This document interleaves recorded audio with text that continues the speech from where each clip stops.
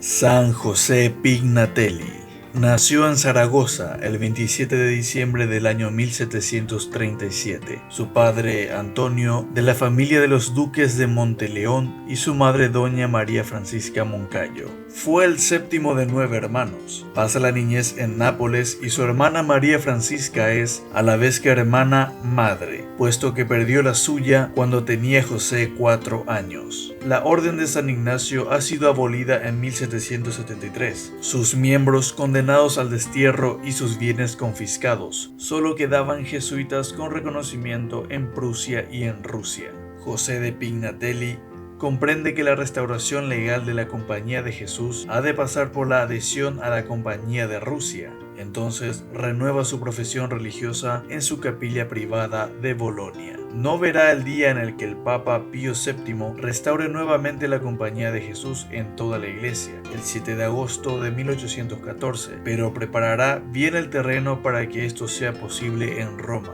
En Nápoles, Sicilia, formará nuevos candidatos, reorganizará a antiguos jesuitas españoles e italianos dispersos, y buscará nuevas vocaciones que forzosamente han de adherirse, como él mismo, a la Compañía de Rusia. En este esfuerzo colosal muere en Roma el 15 de noviembre de 1811, en el alfoz del Coliseo.